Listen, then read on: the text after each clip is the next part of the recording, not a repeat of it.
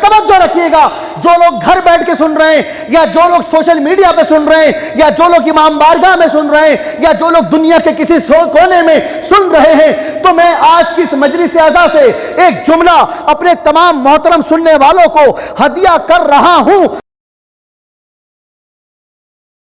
کیا ارشاد فرما رہا ہے؟ اے میرے حبیب، ہم آپ کو ایک رحمت عطا کریں گے، اور وہ رحمت عطا کریں گے کہ جس سے آپ راضی ہو جائیں گے۔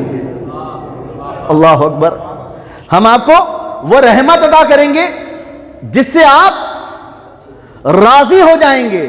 پہلی منزل پر اللہ نے یہ کہا کہ ہم آپ کو ایک ایسی رحمت عطا کریں گے جس سے آپ راضی ہو جائیں گے، اور دوسرے موقع پر قرآن مجید نے آواز دی، خدا نے آواز دی، اے میرے حبیب، ہم آپ کا رخ کعبے کی طرف موڑ دیں گے۔ اللہ اکبر۔ اے میرے حبیب، ہم آپ کا رخ کعبے کی طرف موڑ دیں گے تاکہ آپ راضی ہو جائیں۔ اے میرے حبیب، یعنی کہ کیا کہا کہ ہم آپ کو پہلی رحمت عطا کریں گے تاکہ آپ راضی ہو جائیں۔ دوسری آیت میں کہا کہ ہم آپ کا رخ کعبے کی طرف موڑ دیں گے تاکہ آپ راضی ہو جائیں۔ تو معلوم ہوا کہ وہ خدا جس کو ہم راضی کرنا چاہتے ہیں، وہ خدا اس رضا میں راضی ہے جس میں میرا محمد راضی ہے۔ وہ خدا اس میں راضی ہے جس میں مصطفیٰ کا وجود راضی ہے۔ اور اس انداز سے اللہ نے اپنے حبیب کو عرش پہ بلایا۔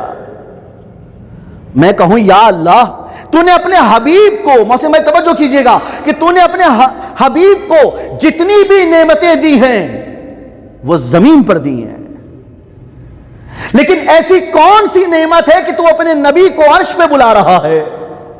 اللہ اکبر۔ ایسی کون سی نعمت ہے کہ تو اپنے حبیب کو عرش پہ بلا رہا ہے؟ تو اللہ نے جواب دیا کہ میرے حبیب نے مجھ سے سلطان بھی مانگا ہے، رحمت بھی مانگی ہے۔ اللہ اکبر۔ توجہ نہیں کیا آپ نے؟ اللہ کہہ رہا ہے میرے حبیب نے مجھ سے سلطان بھی مانگا ہے، رحمت بھی مانگی ہے۔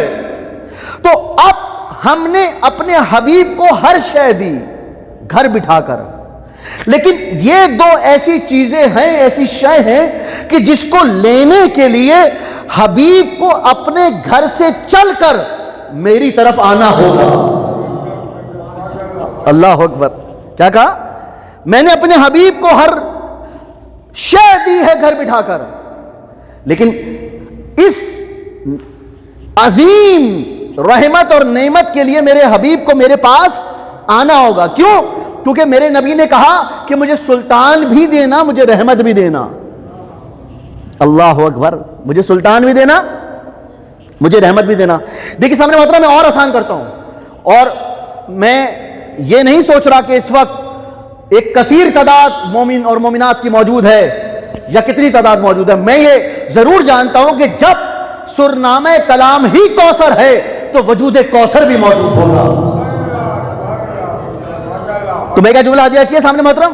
میں نے جملہ یہ ہدیہ کیا کہ اللہ تعالیٰ نے اپنے حبیب کو بلایا، اے میرے حبیب میرے پاس آ جاؤ، ہم نے اب تمہیں ہر نعمت دی ہے گھر بٹھا کر، لیکن یہ ایسی نعمتیں ہیں کہ جس کو لینے کے لیے تمہیں ہمارے پاس آنا ہوگا۔ دیکھیے سامنے محترم، خدا لامکان ہے، خدا کو مکان کی ضرورت نہیں ہے۔ توحید کا اعلان ہو رہا ہے نا، بسم اللہ الرحمن الرحیم، قل هو اللہ احد اللہ الصمد لم یلد ولم یولد ولم یکن لہ کفوا احد، یعنی کہ اللہ تعالیٰ اپنی توحید کا اعلان کر رہا ہے۔ یہ جملہ محفوظ رکھیے گا، اللہ تعالیٰ اپنی توحید کا اعلان کر رہا ہے، وہ خدا جو کہ لامکان ہے، اور اس خدا نے رحمت کے تقاضے یہ بنائے ہم انسانوں کے لیے۔ میں نے کہا یا اللہ تو تو لامکان ہے، تو ہم تیرے مکان میں کیسے آئیں؟ یا اللہ تو تو لامکان ہے، تو ہم تیرے مکان میں کیسے آئیں؟ تو وجود پروردگار سے آواز آئی، ہے میرے بندے، میں ویسے تو لامکان ہوں، لیکن میں نے تیرے لیے ایک مکان بنا دیا، جسے کعبۃ اللہ کہتے ہیں. میں نے تیرے لیے ایک مکان بنا دیا جسے کعبۃ اللہ کہتے ہیں, اور ایک مکان میں نے عرش پہ بنایا.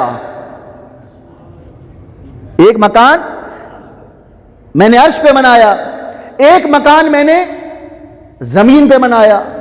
اللہ اکبر. بھئی خدا کا گھر کعبہ, کعبہ کہاں ہے؟ زمین پر. اور اگر آپ تحقیق کریں تو خدا کا ایک اور وجود خدا نے اعلان کیا کہ میرا ایک اور گھر ہے عرش پہ. تو معلوم ہوا کہ خدا نے اپنے اس لامکان نے اپنے آپ کے وجود کے زیارت کے لیے, بھائی وجود زیارت اب پروردگار کیسے ہوگی؟ تو اب خدا یہ چاہتا ہے کہ کوئی اگر پوچھے کہ میرا مکان کون سا ہے تو میں بتاؤں کہ میرا مکان کعبے کا مکان ہے, میرا مکان عرش کا مکان ہے. تو جب, توجہ رکھیے گا, جب نبی نے کہا مجھے سلطان چاہیے, مجھے رحمت چاہیے, تو اللہ نے اعلان کیا اے میرے حبیب اگر تمہیں سلطان بھی چاہیے اور رحمت بھی چاہیے تو تمہیں اپنے گھر سے چل کر میرے گھر آنا پڑے گا. تمہیں اپنے گھر سے چل کر میرے گھر آنا پڑے گا. میں نے کہا یا اللہ ذرا آسان کیجئے. خدا نے آواز دی کہ اگر تمہیں سلطان بھی چاہیے, اگر تمہیں رحمت بھی چاہیے تو تمہیں اپنے گھر سے چل کر میرے گھر آنا پڑے گا.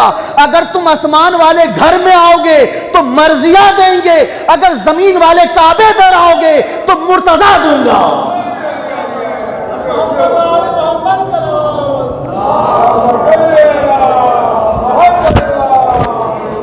اللہ اکبر. یعنی کہ آپ وجود پیغمبر دیکھیں, کیا کہا کہ اے میرے حبیب تمہیں چل کر اپنے وجود کو میرے گھر میں لے کے آنا ہوگا. جب تم میرے گھر پر چل کر آؤ گے, جب تم عرش پہ آؤ گے, جب تم آسمان پر آؤ گے تو تمہیں بطول عطا کروں گا. بھئی کیا کہا کہ اے میرے حبیب ہم آپ کو ایک ایسا آپ کو مقدس رشتہ دیں گے, ایک ایسی آپ کو رحمت دیں گے جو آپ کے قلب کو مطمئن کرے گی. تو کہاں بلایا؟ عرش پہ بلایا. دوسری منزل کیا تھی؟ دوسری منزل پہ اعلان کیا کہ ہم آپ کو, تم نے مددگار مانگا تو تمہیں کعبے میں بلایا. اللہ اکبر. جملہ ہدیہ کر دیا میں نے. تم نے مددگار مانگا تو ہم نے کعبے میں بلایا. معلوم ہوا بطول عطا ہوئی عرش سے, مرتضیٰ ملے کعبے سے. اور سامنے محترم مرتضیٰ کعبے سے ایسے ملے کہ جب بطول ملی تو محمد معراج پر گئے, محمد معراج پر گئے استقبال سیدہ کے لیے. اور جب علی آئے تو محمد چل کر کعبے میں گئے آغوش کے لیے. یعنی کہ جب علی آئے تو محمد چل کر گئے. توجہ ہے, محمد چل کر گئے کہ علی کو اپنی آغوش میں لیں گے. دیکھیں سامنے محترم تاریخ گواہ ہے کہ جب علی کا وجود آیا تھا تو بی بی فاطمہ بنت اسد چل کر نہیں گئی تھی نبی کے پاس.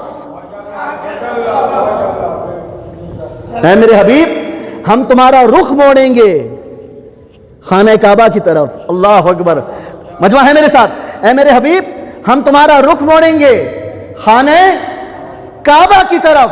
اب جب علی خانہ کعبہ میں آئے تو بی بی فاطمہ بنت اسد چل کر نبی کے پاس نہیں گئیں, نبی چل کر خانہ کعبہ میں علی کے پاس آئے. اور اس انداز سے علی کے پاس آئے کہ جس علی نے 3 دن تک آنکھیں نہیں کھولی تھی, جیسے ہی نبوت کے ہاتھوں میں آئے اپنی آنکھوں کو کھول لیا.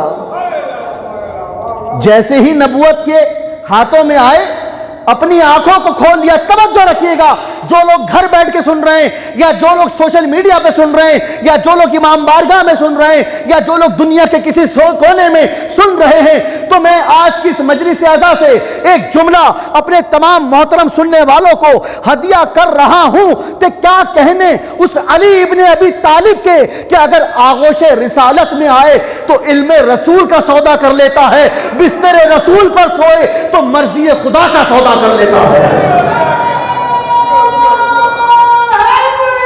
یا علی.